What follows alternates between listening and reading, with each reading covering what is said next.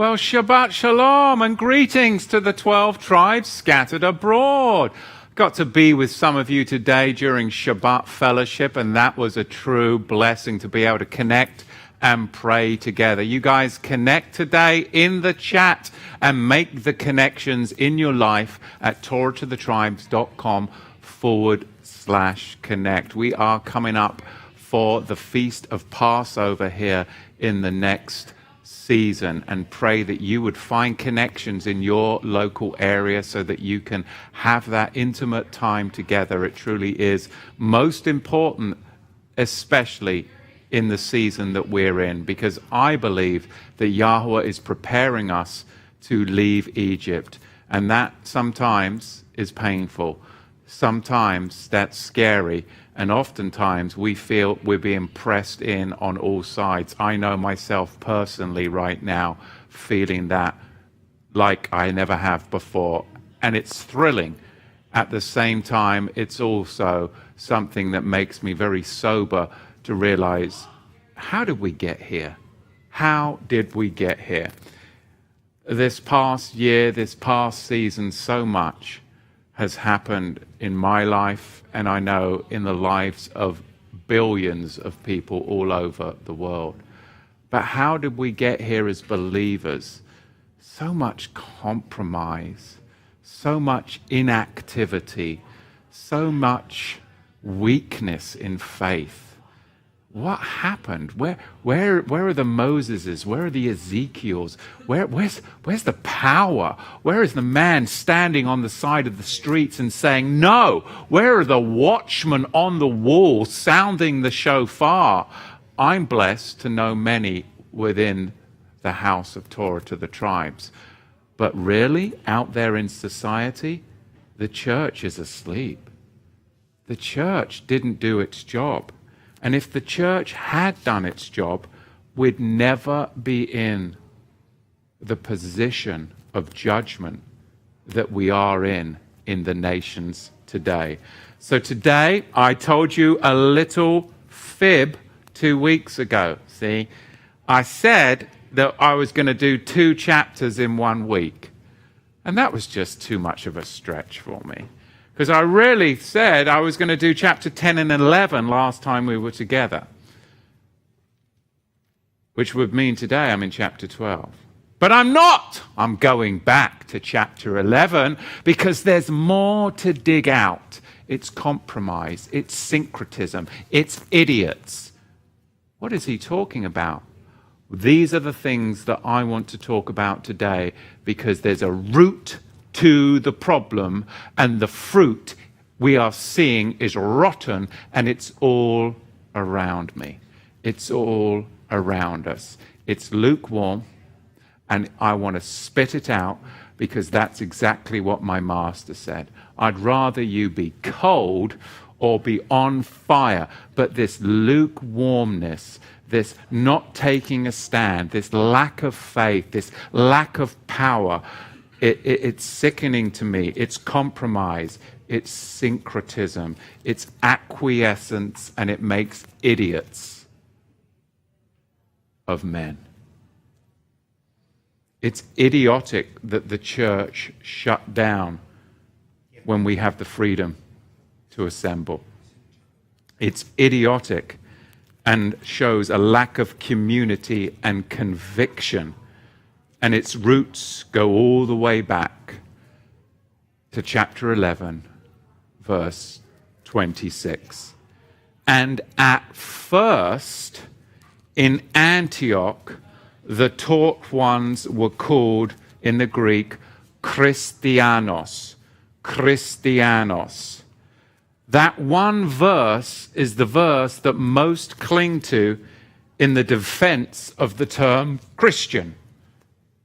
Acts 11, verse 26. And at first in Antioch, the taught ones were called Christianos. Christianos.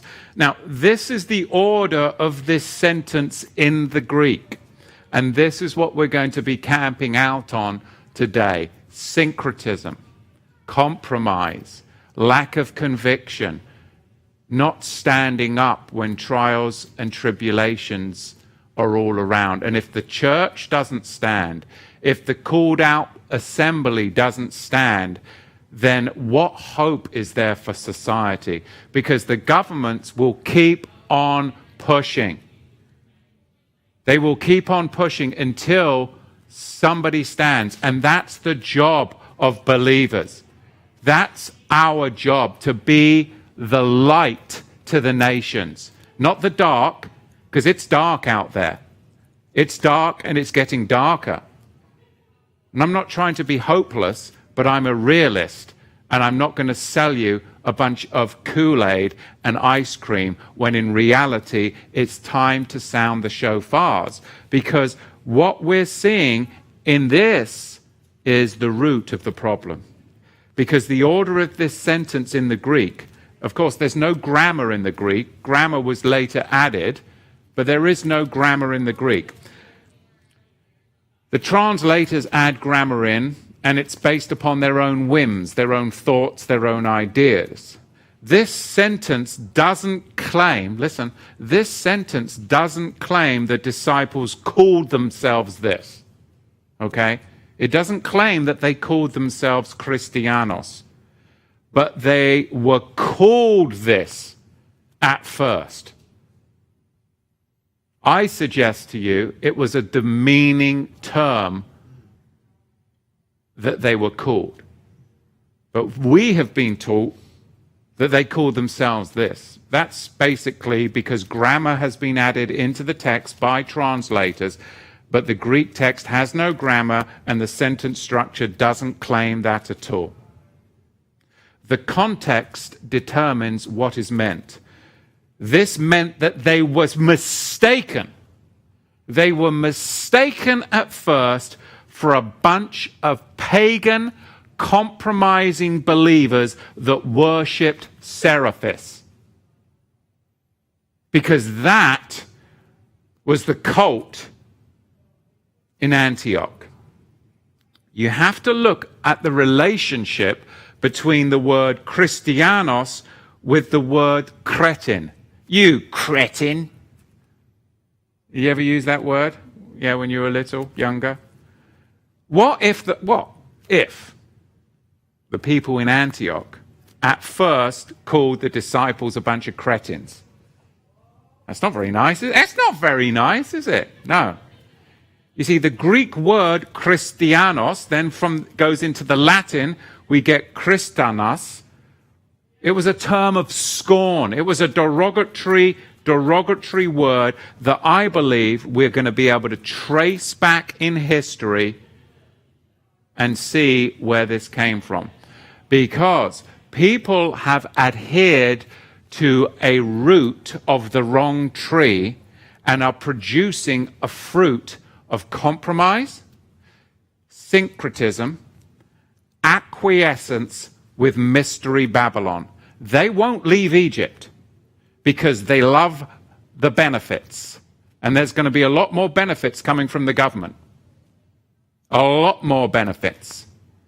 There's going to be a lot more motivation to get people to live in cargo trailers dependent on welfare, Medicaid, and all of the benefits so that they can dumb down society and they can take over the world with their new world order. And most people, they're going to be happy. Give them enough garlic, give them enough onions, and, don't be too hard of them when they're chipping dust down in Egypt. They won't leave. But those of us that are leaving, they do not want to let us go. They don't want us to pull out of the system. It's very hard. They try to drag you back in, don't want you to go. And when you start to see it, and you start to realize that you can leave, you can break all of the ties, you can walk away from it, you can let it all implode and go. It's terrifying, and I'm speaking from my own experience. But once you see it, how can you go back to be a slave in Egypt? Every one of us is going to have to make a choice in this next season because they're going to force you to make a choice. My choices come early, but I have to follow the path that Yahweh leads, and that is to exit mystery Babylon. And I am going to get cut up and torn by the brambles and the briars along the way, because I don't see a very clear path. But I know that I will make and forge the way, because there's others coming behind me, and they're not going to get as beat up and briar bashed as I will. And that's just how it's going to be, because that's how it's been the past 20 years in my life, specifically with this Melchizedek message. There's people coming in, some of you from other countries all over the world, that never had to go through the things that we went through in the hyper-religiosity of the Messianic movement, that haven't had to deal with that, haven't had to deal with all of that, because you came out of Babylon and you saw and got the Melchizedek message. And we hear from people from all over the world. That's inspiring. That's inspiring. I want to inspire you today. I believe that people have grafted into the wrong tree. We need to go back to the book of Romans, specifically chapter 11, of course. That's the right tree, the olive tree of Israel, because otherwise you're grafting into a bunch of cretins and compromisers that you see all around with these empty churches because, oh, well, our capacity's up to 25 now. Okay, yes, we'll bow to Pharaoh, whatever Pharaoh says. This is fear, this is intimidation, and it's what cretins do. That is a person who is afflicted with cretinism. Cretinism, the slang for it is an idiot. It's a French word, cretin. It's from the French dialectal to mean deformed, mentally retarded, a person found in a certain alpine valley. It's from the vulgar Latin Christianus, Christian, human being, poor fellow, meaning a debtor. You know, when you go into a court system, they believe that you're debtors, that you're a person, that you're a belligerent, that you are of a feeble mind and you need representation because you cannot speak for yourself. They're literally trading in livestock. It's an abomination. It's an abomination. This is from the American Heritage Dictionary of the English Language, the 4th edition specifically, telling us the roots of this word cretin. Now, the word Christian, it's obviously not Hebrew, right? Look at the origins. So how can it really be legit? Well, the Greek word alpheo is used in the Septuagint, and it means to anoint. It's Greek number 218. Now, the correlation to that is the Hebrew word Moshiach. I think the first time you find this word is most probably going to be Leviticus 12 or 21 from my head, where they anoint the priest. And it means to Moshiach. Now, that's where you get the translation in the Septuagint. But Christos was also used as a medical term because healers in the Greek culture, they used all manner of tinctures and ailments. And what did they do? They anointed, they Christos somebody. So you can see how it developed in the language. Now, this is really interesting in a day and age when we've got major vaccination being pushed, major pharmakia being pushed. Why? Because its origin is this tree. Its origin is this tree. And the church is going along with it. And mark my words, you won't be able to go to certain churches unless you're vaccinated. These 501c3s, they won't let you in the future unless you're vaccinated. Because they're all part of this root, this tree. The first 2 letters in Christos are the chi and the chro. And they appear as the X and the P as in row. You know, like when you go to the pharmacy and you get your RX prescription for your glasses, This is when you put these together, you get the RX symbol used by Big Pharma, who do what? They mix and weigh dosages, of medication for the sick. This is the root of the tree. Mixing and weighing medication for the sick. This is where we're at. I hope you see what I'm painting this picture for you. The final age, look, this is the origin of it.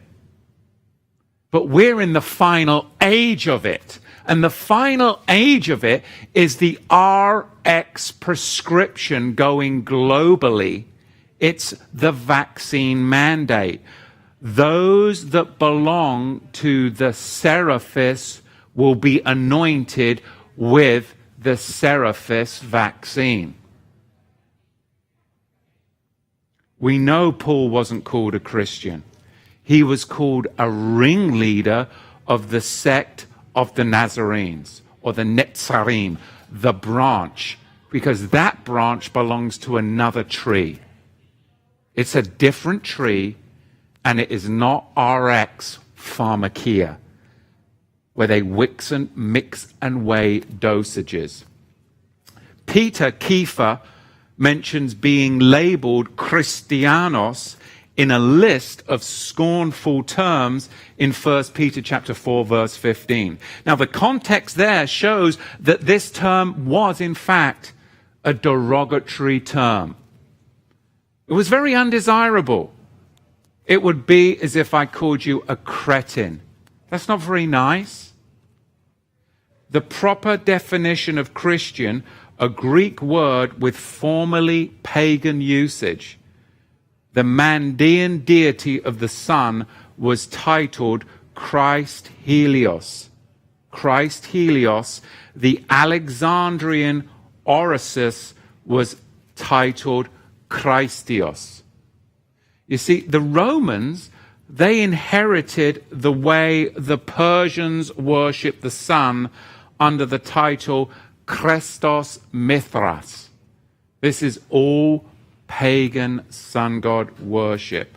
We've inherited a term that is totally foreign to the disciples. We've inherited a term that is totally foreign to Israel. And brethren, if you're going to come out of Mystery Babylon, you need to realize that you are foreign to the country that you dwell in. You are not citizens of that country. You are foreign to them because you're the living seed of Abraham. We are foreign. And this is the time to be foreign. You want to be foreign to them. So the term Christos is Greek and is defined as meaning anointed, although it's treated as a translation from the Hebrew word Moshiach. Its use in the Greek language is really derived from quite a different application. Because as early as 200 before the Common Era, there were pagan worshippers of Serapis that called themselves Christians. And that's shocking when people find this out. The pagan worshippers of Serapis, 200 years before the Common Era, they called themselves Christians. And I know this is going to rub some people the wrong way. I'm not trying to be offensive. But at this point, come on. How much more of this compromise can I can't. I can't. It's everywhere. It's everywhere. It's everywhere. Some of you have been on holiday in Rome, to Italy, Rome. Maybe you've gone to the Vatican. I'd love to go to Italy. I haven't been to Italy. But if you have, you most probably went to the Vatican. And there's a pagan relief depicting Mithras in the Vatican, and the words on that pagan relief say Christos Mithras, meaning good Mithras. Mithraism was the main pagan religion in ancient Rome, and it became synchronized mixed in with the Messiah of Israel through the compromises that came in through the Nicene Council of 325 of the Common Era that I know my audience is all very familiar with. But the Greek word Christos has come to mean anointed. But Osiris, or Osiris, I should say, poor pronunciation there, I apologize, and Mithros were both called Christos, which means good. The word was adopted from Gnostic paganism. So those who've been to the Vatican, they most probably, look in your photo albums, you most probably have photos of the inscription Christos on a Mithras relief, because it's right there in the Vatican. What's it doing there in the Vatican? Well, during the time of Marcion, now Marcion was a 2nd century heretic that edited the majority of Paul's letters. He was a total heretic, and he put that anti-law sway to Paul's writings. He was a heretic, and he believed that there was the God of the Old Testament, and there was this new God of the New Testament. So he edited the majority of Paul's letters. Marcion is the reason why Christianity is lawless, because they inherited a lot of the Marcionic traditions, and he was a 2nd century heretic that, like I said, edited the majority of Paul's letters in about 150 of the Common Era. Now, Justin Martyr said that Christians were Christoi, or good men. They were good men. Clement of Alexandria said, all who believe in Christ are called Christoi, that is, good men. You see, Rome at that time was actually the center of Christos Mithras worship. So you can see how it could easily be syncretized together. Well, they're good men. They're religious men. They're good men. Can you see how this could have easily be adopted into the culture? And if you don't understand how language changes over time, just think of some of the words that you use, those of you that are a little older, that if you use today, you would be deplatformed or called, some kind of name, because it's not politically correct now. And you're seeing that in this council culture, where somebody said something 4 years ago. Heaven forbid if you said something on video 10 years ago, like myself. And people go back and they hold you, come on, that's not right. What, can't we make mistakes? Can't we repent? Can't we move on? Are you going to judge me for all of my past?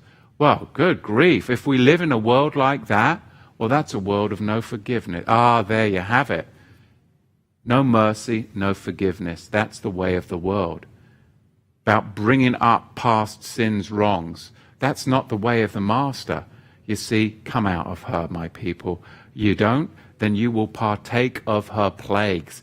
All of this lashon hara, all of this, it's a plague, and it's getting worse and worse and worse. You see, the word Christian, it's a very non-specific label when you kind of consider that it doesn't specifically mean the Moshiach of Israel.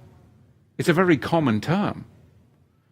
While you could look at it as meaning any one of the Greek anointed deities, and there were 364 daily deities that were anointed, right? They were anointed with the pagan balm. That's the reality of the context of this word in Rome and in the Greek Athenian culture. Now, the true sect that followed Yahusha's teachings, they did use a term for themselves, but it was Natsarim, branches. Acts chapter 24, verse 5, from Netzer. Even the church father, Epiphanius, wrote of the Natsarim, whom he called heretics, because they observe the commandments of Yahweh. They observe the Passover, those heretics. And they were indistinguishable, he says, from the Yahudim. the Jews at the time, except that they believed in the Moshiach, they believed he had come, they believed he had died, and they believed that he had arisen and appeared down at the Galilee. So the word Christianos was used twice in the Greek text as a word of divisive scorn. It was derisive. It was a scornful label that meant that they were gullible, dumb beasts, and cretins. I'm not trying to be offensive. I'm trying to paint you a big worldwide picture of a fallen, asleep, lukewarm church.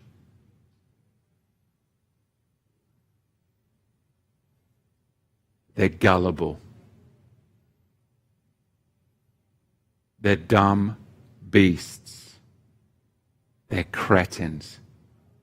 2 Peter chapter 2 verse 12 says this about cretins.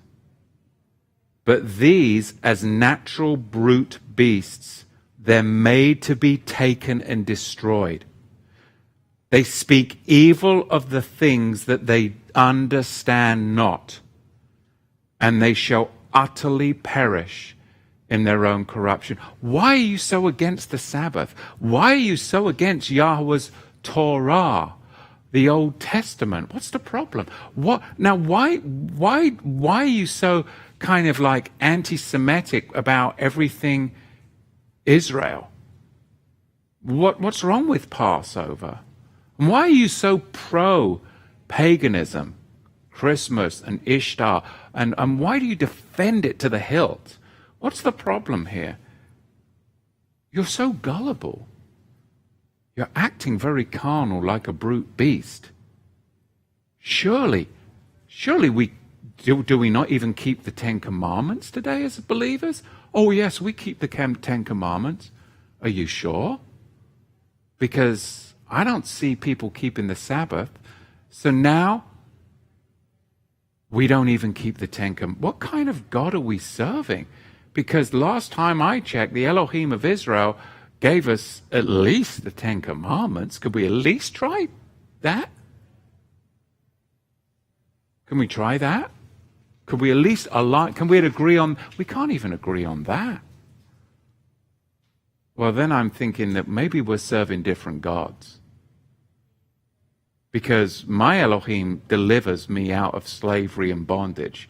Your Elohim seems to want you to go and contract and acquiesce to it. And when things get hard in the culture, when we need hope, when we need prayer, when we need worship, when we need to be praying and lifting our hands in the public square, singing and praising the Creator, where are you? There's nobody there. How about we go down to the courthouses and the capitals and we sing and praise the Creator in front of them all? Where are you all? Am I the only one that wants to do that? Why do I feel so alone?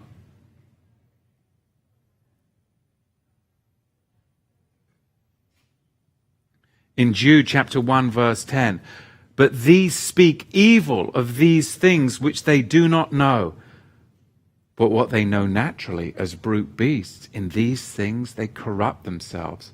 I fear that so many have become gullible that they've corrupted themselves.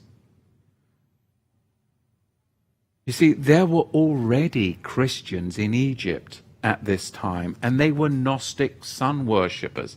That's what history tells us. And they knelt before huge ankhs or crux-like formations, because these were the Serapis Isis cult used in the symbology in Alexandria in southern Egypt. Now, when the Emperor Hadrian wrote of Alexandria, this is what he said: those who worship Serapis are Christians, and those who call themselves bishops of Christ are vowed to Serapis. This is from the Emperor Hadrian. You see, the Nazarenes at first were mistaken to be worshippers of this cult. And that's how the name in Antioch, they were first called. But if they were literally called Christianos in Antioch, it's only because they were perceived to be either good men or they were perceived to be worshippers of Serapis. That's the whole explanation of that verse. And it's very simple, but it's been so misconstrued that it's been adopted. And when you adopt a foreign pagan culture, then you become a foreign pagan culture unto yourself. And you will stay in Egypt and slavery. That's why our identity as Israel is so important. So important.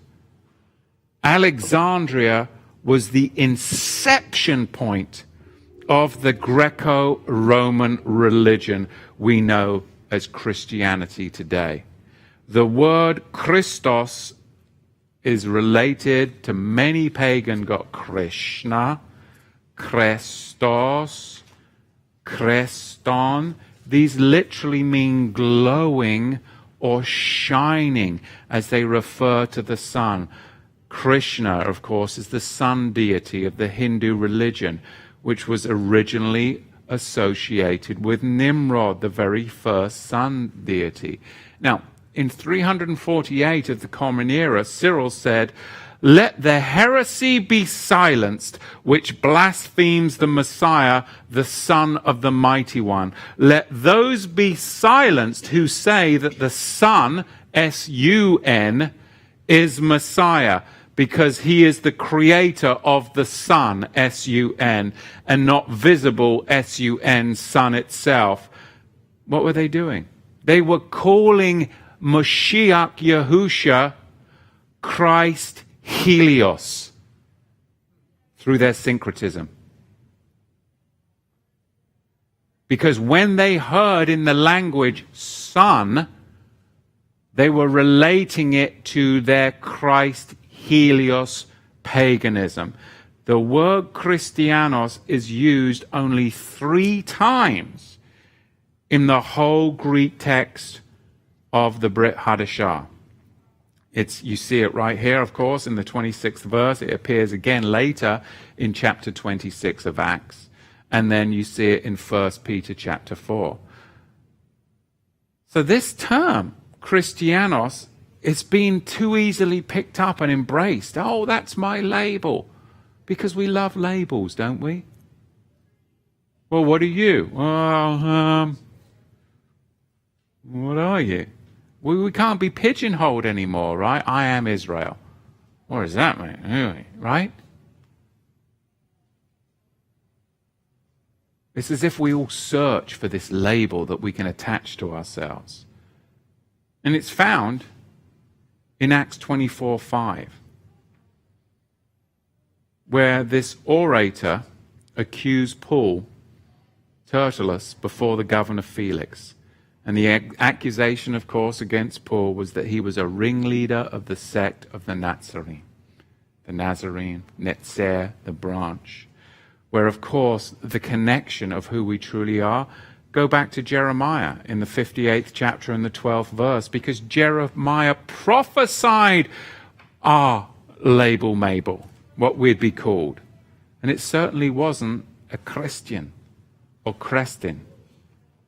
"And those from among you shall build the old places. You shall raise up the foundations of many generations, and you would be called the repairer of the breach, the restorer of the streets to dwell in." You see, the problem is there's so much New Age that has infiltrated the assembly. There is so much New Age, and you see it a lot with a lot of this end time stuff. A lot of New Age has infiltrated, and its foundational system is in this pagan Serapis cult. But we have to look to Hebrews chapter 11, verse 10. Who is the builder and maker of our identity? Surely it's Yahweh.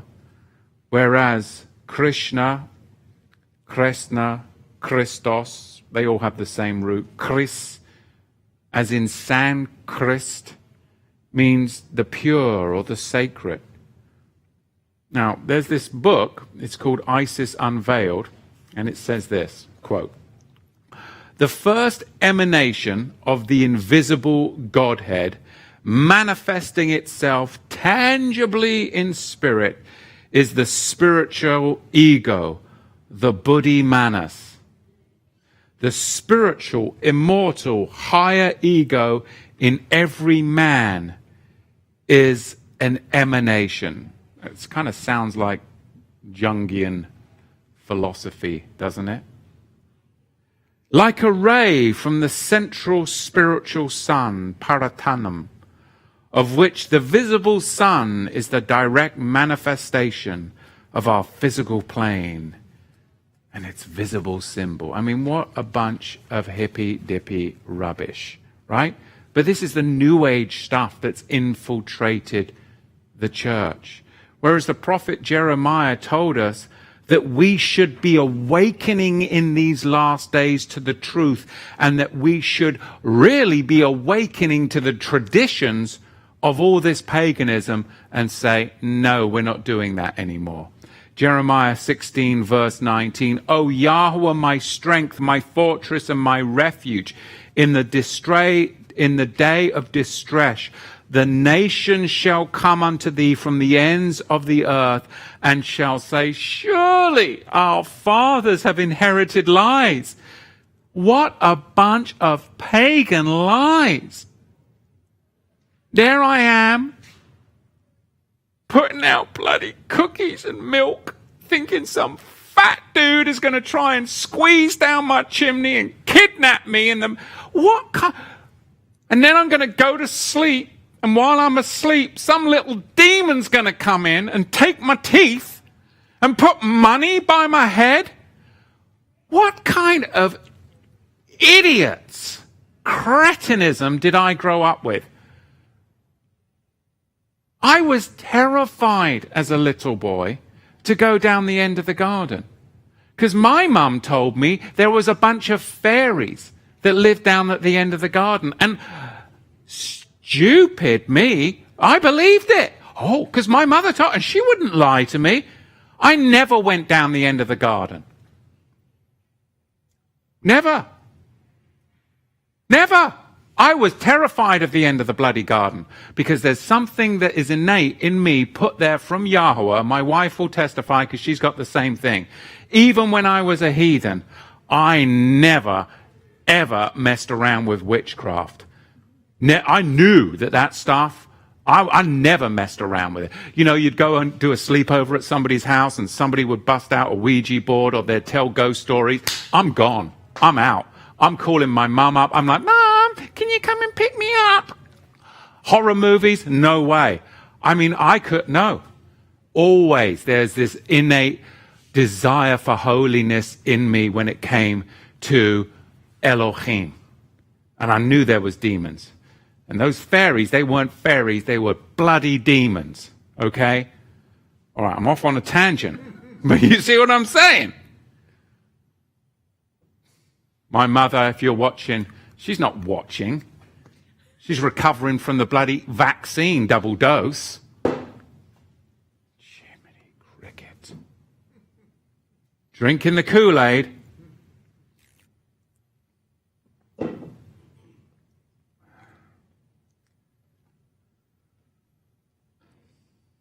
I was halfway through a verse.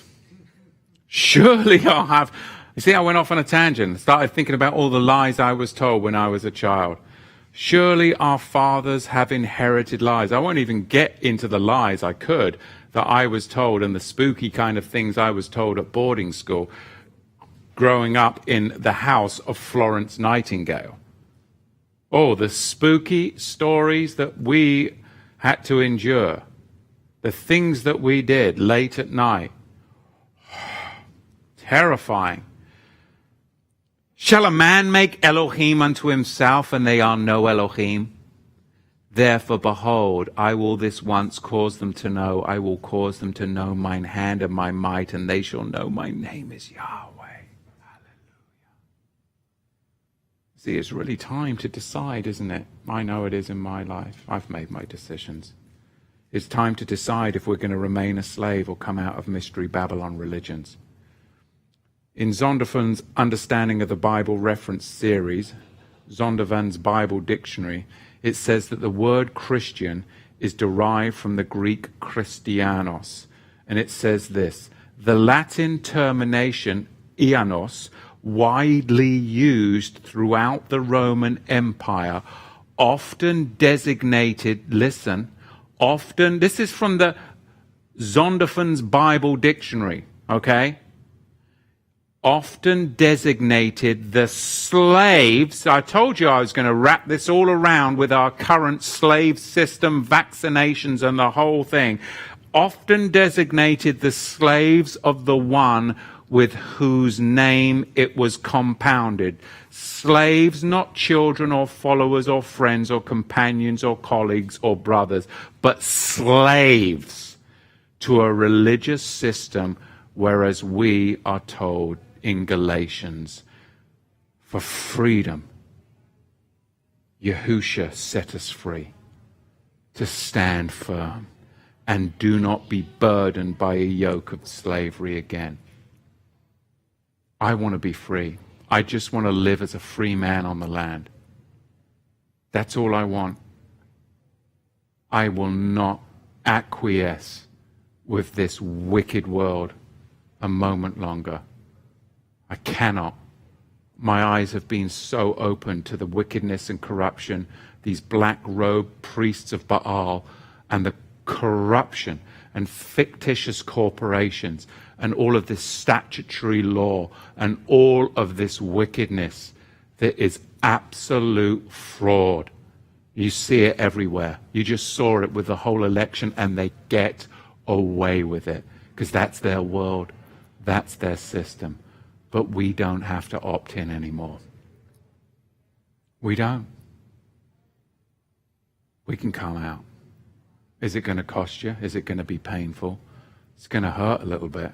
Yeah, it is. But at what point? Because I have young children, and some of you have young children. And if you decide to do the hard thing, I promise you through the scripture that your children will walk as kings and priests on this land. There's a way out. And I know the way out. Because Yahweh has shown me. And it's not for me. And it might not be for you. But it is for the next generation to be set free and truly live as a kingdom of priests, kings and priests and creditors in a world of debt and slavery and sickness. And we will literally have the millennium here. And the detonations will come to the creditors, the kings and the priests, your children, your grandchildren, your great-grandchildren, if you choose now, this day, who you will serve. And they will switch on the rain, or they will turn the rain off if they're not willing to repent and follow Yahweh and come to the feasts. This is real. And it's all going down in my lifetime. And I am going to get cut up and torn by the bramble briars as I figure out how to get out of Mystery Babylon. But I'm going, and I pray you help me and come and push me through. And if some of you have some machetes to help and you're willing to get brambled up and scarred, and I'm falling down in the mud, and pick me up and help me, because I will continue on, because I have seen it. I have seen it, and it is our time to come out of this wickedness and this mystery Babylon. And it's for your children, my children, your grandchildren, and your great-grandchildren. It isn't a bunch of spiritual nonsense. It is natural and spiritual in perfect harmony. Or you can sit at home and hyper-spiritualize it all, or you can just fight it all with your flesh, and you'll fail. It is going to be a perfect interlocking of the power. But you can't sit back in Egypt and expect it to happen.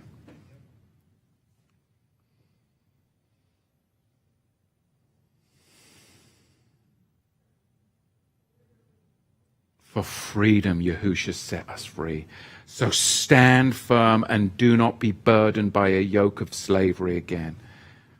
In the New Bible Dictionary, it says thus: the formation seems to be Latin, where plural nouns ending in iani may denote the soldiers of a particular general. Either Gabiani or Galba's men. Now, in Tacitus history, it says, and hence the partisans of an individual, both elements are combined into this quasi-military system called an Augustani. Because in the late 1st century, Caesariani was used of Caesar's slaves. Render unto Caesar Caesar's, render unto Yahweh Yahweh's. They were rendered Caesar's slaves and clients. The majority of us have been rendered Caesar's slaves and clients through the issuance of the birth certificate and social security number, and being a 14th Amendment United States citizen. United States is a corporation.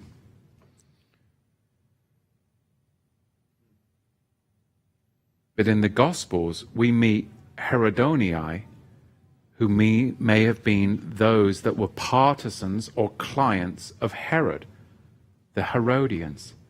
So do you see? They were all slaves of their master, their system. This is the world that we've grown up in, and it's not something new. It's always been this way. But we, I believe, are at the end of it. I'm right now showing you the beginning of it, but we're at the end of it. They led everybody into it, but at some point, it's time to come out of it. And that comes out of it by the awakening and being in that age when you are to come out of it. And that means we're going to be hard-pressed and shaken. Christian, therefore, would have originally been thought of as, listen, soldiers of the Christos, the suitor, or the household of Christos, or of the partisans, the pirates of Christos.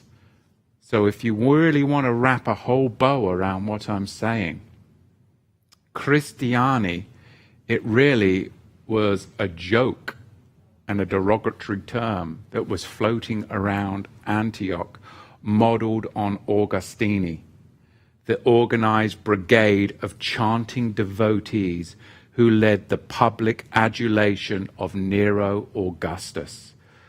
Both the enthusiasm of the believers and the ludicrous pagan homage of the imperial cheerleaders being satirized by the implicit comparison with one another. And when you see some of this church worship that they call worship, it's pagan, and it's a whole Kundalini spirit going on there. That's not worship. The music and the spirit that's not the Holy Spirit from what I see. So we've come full circle. Now we've got these 501c3 churches becoming nothing more than a group of capitulating, chanting devotees who hold to the public adulation of the democratic leader, of the governor of their state, any form of political partisan that traces its origins here. And all we need to do is to see that the joke, if we go along with that system, is going to be on us, isn't it? It's going to be on us. You see, the church closed its doors first last year. They capitulated first when they should never have capitulated at all. So are we partisans? Are we clients of that system? Are we participating in the privileges and penalties of contracts with the governments? Are we really sailing our vessels on the seas of commerce, engaged in commercial activities all day long as slave vessels? Because I'm not engaged in any commercial activity. So why are you engaging with me as if I'm a commercial vessel? Because this is all about their global dominion. China, with her global allies, will move 200 million soldiers into place. 200 million. 10 nations out of the West will be headed up by the Antichrist. The fourth power that is mentioned in the Bible is called the King of the South, which is Egypt, according to Daniel chapter 11, verse 40. See, I've seen things in this past year and done things that I haven't shared publicly. But I've sent documents to the highest level of government agencies in the land through registered mail, where you get the green card back. And it comes back signed by COVID-19. To the highest levels of government. And it comes back signed by COVID-19. So I have to call COVID-19 to the stand. Because COVID-19 signed this. So I call COVID-19 to the stand to testify and witness to the fact that you received this document that was submitted on the land. I've got signed receipts from criminal investigation units signed COVID-19. I kid you not. You see what's going on? COVID-19 is a principality. It's a principality that is stretching forth its hand upon all countries, and the land of Egypt shall not escape. Daniel chapter 11, verse 42. It's a principality. It's gone out upon the whole land, and those that are its soldiers are the system that are supporting it. All of your politicians and leaders are supporting that principality, because that principality allows their kingdom to continue to grow.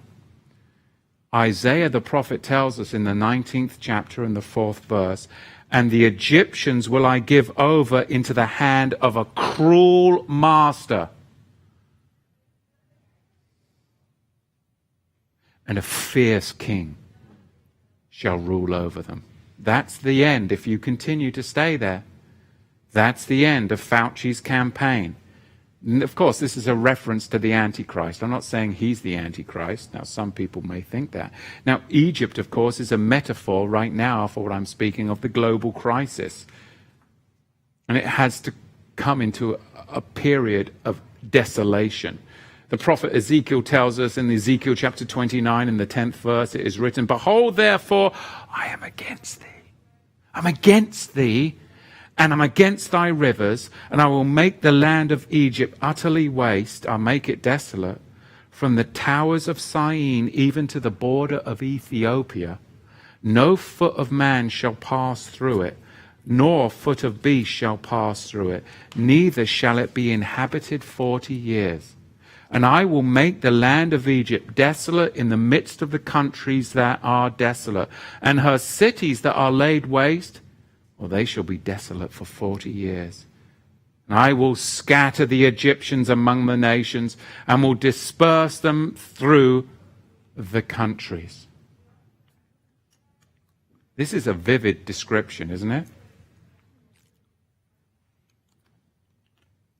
It's Egypt being made desolate. Is it by the principality COVID? No form of life will be able to exist in the land, according to Fauci, the scientist. You see, the vaccine agenda results in 1/3 of all the people on the earth being wiped out. That's pretty sobering, isn't it? 1/3 wiped out. So now is the time to come out of Mystery Babylon, the maritime seas, the courts of contract. Because if we don't, we'll die. If not us, then our children will be sold into slavery. If we continue to yoke ourselves with the governments of this world, we'll die, because they are admiralty in nature, and the storm has come upon this generation now. It's that simple. It's so clear to see. It's time to do a salvage claim on your vessel, because you are living.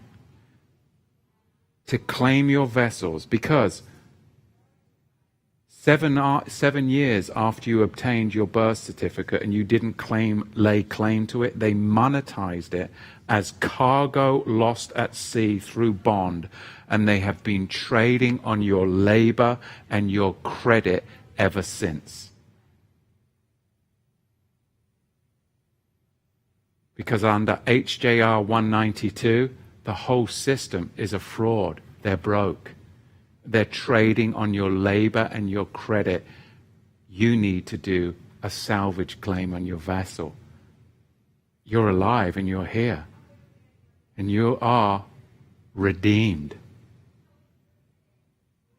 This is biblical. In Yahusha, I have unlimited credit for my past sins and my future sins. Does that mean that I should sin? No. But his purchase of me is unlimited credit so that I can get into the kingdom. And it's his credit.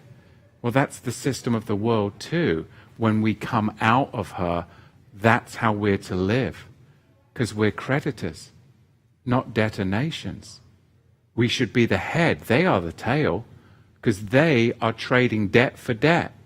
Somebody gets a debt, and then you go and you take a Federal Reserve note, which is a debt instrument, and you pay a debt with a debt instrument. Well, that makes they'll accept that. But you have unlimited credit based upon your labor, that they took all of the gold and silver in the system and then monetized your labor based upon your Social Security and birth certificate back in 1933. And you think that you're debtors? You're the creditors. It's a debt system. They're the debtors. But they don't want you to know. It's time to plunder Egypt. It is prophesied that it would happen again. And it is happening. People are waking up that they are literally printing debt instruments, negotiable instruments out of thin air, and they are adjusting the ledger. That's all they're doing. And they're adding all of this debt based upon your credit and your labor. And then they're throwing you a couple of $100, a couple of $1,000, but it's your labor they've tapped into. This is insanity. When will we say, plunder, plunder? And they will literally be giving us the negotiable instruments to get out, because they don't want the rest of the people to wake up to it. Go read it for yourself. HJR, House Joint Resolution 192. Negotiable instruments. It's insanity. But it's real. Which is why they're printing all this debt.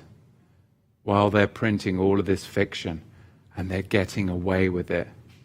But there was a man that walked on the earth just a few months ago that was trying to change all that. And that was terrifying. There was another man that walked on the earth that was trying to change all that. He was driving in a black convertible through Dallas. Do you know what happened to him? Yeah, that man. You see, there's been a few men along the way. There was another man that was going to change all that, but he decided one night to go to a theater. Yeah, that man too. Along the way, there's always been a few. There was another man that went over to Germany. Yeah, that man. He was going to expose it all. Too, the general pattern. See, along the way, there's always been a few. We shall see what happens to me. I care not at this point. Revelation 16, verse 3. And the second angel poured out his vial upon the sea, maritime, admiralty, and nature, and it became blood as a dead man, and every living soul died in that system. And Revelation 18, verse 17, for in 1 hour so many great riches has come to naught. When that system crashes, because it will be exposed. It's being exposed right now, even to secular people. They're like, what? How do we keep this? Makes no. And then people are like, what? And we're still paying all this taxes, and they're throwing us a couple of bones. This is ridiculous. And I haven't been able to get my unemployment for all year. But these big what? Unless you're a massive corporation, all these massive corporate dogs have been making billions while the man on the street is suffering. Jeff Bezos, Elon Musk, Zuckerberg, right? But the ma and pa shop down the road, oh no. Unreal. How is this so? Revelation 18:19, and they cast dust on their heads and cried, weeping and wailing, saying, alas, alas, the great city, wherein we were made rich, all that had vessels that we traded in the sea by reason of her costliness.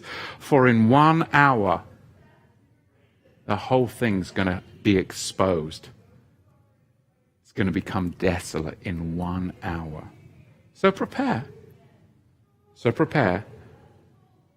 Why will it become desolate in 1 hour? Because we woke up. We cancelled all of our contracts. We stopped engaging in commercial activities. We live in the private as creditors, no longer debtors, freemen, not slaves, not consenting to be trafficked or traded anymore. What happened before is about to happen again, and all these debtor nations will collapse under the principality called COVID. Exodus 12, verse 36, in conclusion, and Yahweh had given them, the people, favor in the sight of the Egyptians, so that they let them have their request. Therefore they plundered the whole corrupt, wicked system. Choose which tree you shall graft into. Cretinism, idiocracy, stupidity, or will we graft into Israel? And when that happens, you've got to come out of Egypt. Pretty powerful, I think, in all. All right, let's have a look and see what we got in the chit chat today. If you want me to contact you in the chit chat, give me a red line. Give me a red line here. Let's see what we've got here. Let me adjust the live chat to all chat. Rebecca Spalding, Shabbat Shalom, Rebecca. You know, actually, I have thought about you much lately. Bless you, brother Matthew. Yahweh has blessed you with so much understanding to bless his children. Well, thank you. How are your gardens doing down there in Utah? I hope they are growing abundantly and you're blessed. I was looking at some pictures that you'd sent me of your gardens just the other day, actually, and reading a letter that you sent me. So thank you. I felt like running away and working in your gardens, to tell you the truth, this past week. But anyway, Libby Chew, praise Yah, he is control. Look, he is in control. Look up. Thank you, Libby. He is in control. Praise Yah, that is for sure. Let's see what else we got here. I'm feeling a little bit, weight of the world, as you can see today. So please pray for me. Chris in FEMA Region 4. Shabbat Shalom, Matthew. So many good episodes of Only Fools. So any good episodes of Only Fools and Horses lately? No, I haven't seen Only Fools and Horses in years, actually. Oh, here's a good one. Chris and Chelsea. Shabbat Shalom down there in Eugene. COVID-19 is a mirror principality showing back humanity's spiritual weakness and desire for slavery. As the Israelites called out for a king, so some scream for oppression. That is a very good word and so true. Much More Truth says, is there another Messiah? Mithras mentions 2 Corinthians 11, the another spirit of Kundalini. Well, there is a lot of that New Age spiritualism infiltrated today, especially in a lot of this end time movement.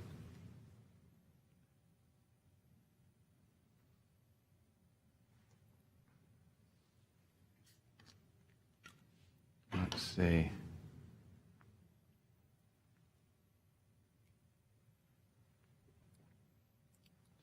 Howard Hackett says, Shabbat Shalom, Howard, COVID-19 equals Abaddon's slaughter of the lambs.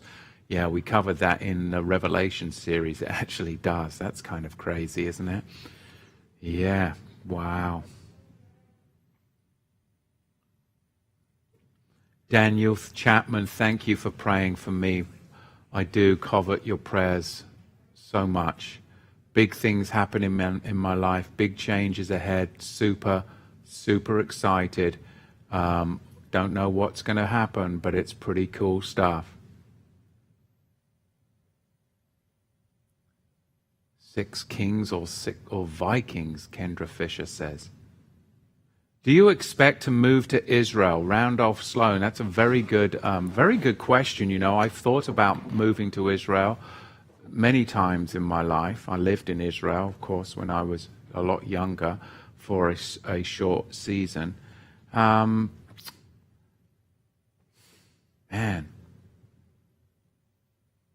I don't want to go early. I don't want to get jacked over there, just like Ephraim. I don't think it's the right time right now. I feel that there has to be more judgment over in the land of Israel, specifically on the West Coast, and then I'm gone. I'm going. I'm out of here. My wife's at home going, What? What are you talking about? We're not doing that. Oh, David Allen, Baruch Hashem Yahweh from Auckland, New Zealand. Some of you are like, scrap that. I'm not going to Israel. I'm going to Auckland, New Zealand with David Allen. Well, actually, I was thinking more like going up to Qualicum Beach to see my brother that lives up there that I met this morning on Shabbat Fellowship, because I was at Qualicum Beach in Victoria Island. Is that what they call it, Victoria Island? Yeah, Victoria Island. It's beautiful up there. It was the Crown Mansion that we stayed at. Yeah, it was really nice. Mark Schroy says, looks like you got some sun on your face. No, it's just the good lighting in here today. They did the purple, see? Just brings out the blue in my eyes. Oh, yeah, look at that. There you go. Katharina Baker's answered my question, are you going to Israel? Israel is making COVID vax necessary. Well, there you go. Nope, I'm not going to Israel. Hallelujah Worship says, and 1/3 of the trees were burned up and all the green trees were burned up. That's a reproduction of DNA.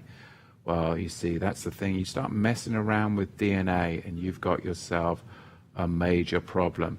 Shiloh, how are you, brother? Are you doing all right up there? Up there in Dufa, in the land of Dufa. I'm sure the Nieblings are taking care of you. I tell you what, that Hannah Niebling, she's one of the most hospitable women that I have met. What a beautiful lady.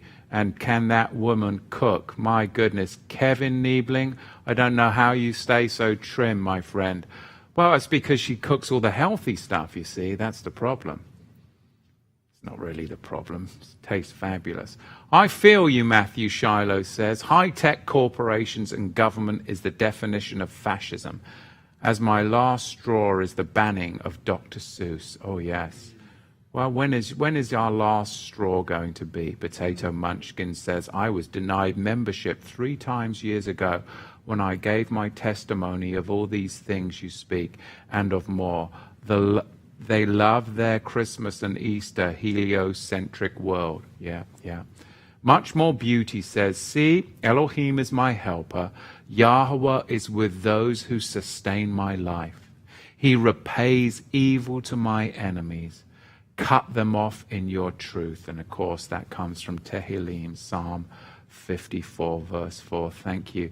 Thank you for the wonderful word of much more beauty. Diesel, Grandpa, how are you? Did you get the RV, Diesel? Put it in there. Did you? Tell me. Did you get the RV? Tell me. Put it in there.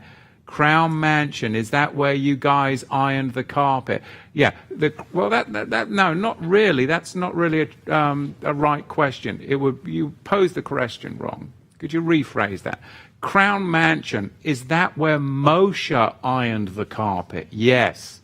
Yes, my son decided that he would throw his shirt on the ground and iron it on the floor. So, he melted the carpet in the Crown Mansion, and I had to go do a little bit of horse trading with the owner. Yeah. Yeah, I did. Because he was in a hurry, trying to look all dapper for dinner. But you know what? The embarrassing thing is, the old apple doesn't fall far from the tree. Because when I was 19, I ironed my shirt on the carpet and did the same thing too. Did I tell you that, son? No, see, I'm in the confessional now before me brothers and sisters. Oh, good night. What are we going to do?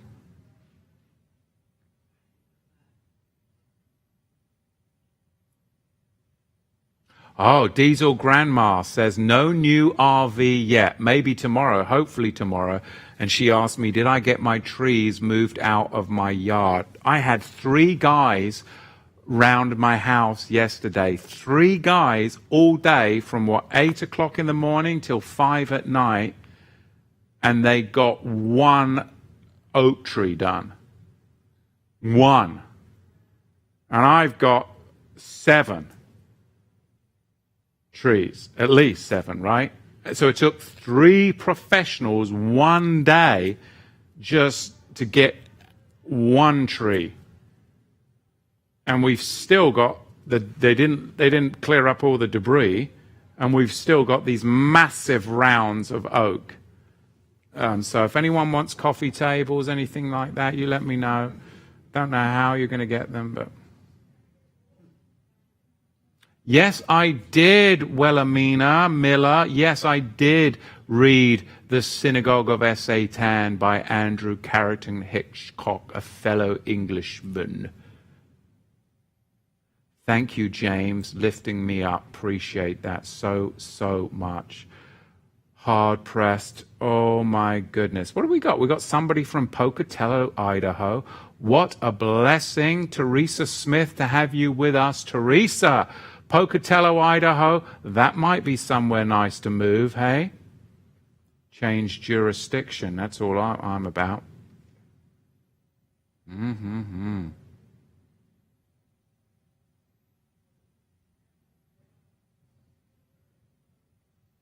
You guys are chatty Cathys. Where's Kathy? Where's Kathy today?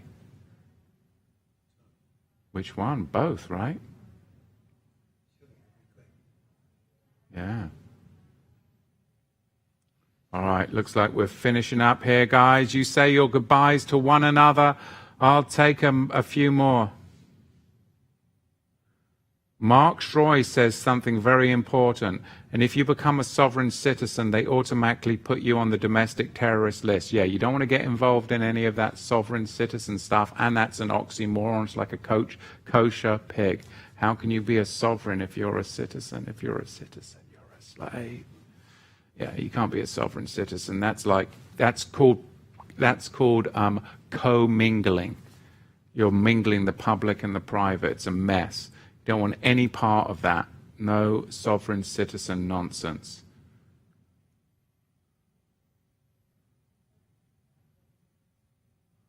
All right, what else you got here? Oh. Now is the time to eliminate any remaining debt and prepare a place in the wilderness, says YouTube. Come on, YouTube, you've got to come up with a different username. You can't be using the username YouTube, okay? You're freaking us all out here. We think we're being spied on. Get a new username. YouTube's not very original, is it? YouTube. At least be JewTube or something. You're allowed to say that. Brenda Robinson says, "G'day." Ah, Teresa's close to Yellowstone, Pocatello. Yeah, there you go. Wow. Kendra Fisher, she's got it. No mixing. No mixing. Don't be any mixing. All right. What a blessing. Next week, we'll jump right into chapter 12, prayerfully, hopefully, with Yahweh's blessing. Blessings, blessings, blessings. Praises on high. Hey, do remember, get ready for the Feast of Passover. Got some connections. Go to Torah to the Tribes /connect. Get on the connects, on the Zoom connects, and find a fellowship that's doing the feasts near and roundabout. I know we've got Jose down in Florida. I need to connect with you, Jose, that's putting on a Passover. And we do have some other locations around the Americas. So we will let you know. You can always connect with Tamara on Shabbat Fellowship at Shabbat Fellowship, and she can put you together with others if you're looking for a Passover place to get together. We shall see. And remember, give us some thumbs up, please. It really helps cross-populate. So many of our brethren have found us because you gave the thumbs up. Therefore, it kicked us up into their referral list on the side of YouTube, and people's lives get changed. So it really actually does make a difference. If you give us some thumbs up, it really helps to get us into the recommended viewing of other believers that are watching Bible and study ministries online. Baruch Hashem Yahweh. Remember, thank you for all the support of the ministry. Those of you that do donate to the ministry, it's such a blessing. My goodness, the letters that I receive, and those of you that do give, thank you so much for your stewardship. It means the most. It truly does. Put some comments down below if you're catching this later, and be nice. And the two of you that always give me the thumbs down, how about a little bit of forgiveness? How about a little bit of mercy, and turn that rain into sunshine? Give us some sunshine. Come on, it's not that bad, surely. Anyway, iron sharpens iron. Acts chapter 12. Shabbat shalom. Yahweh bless you.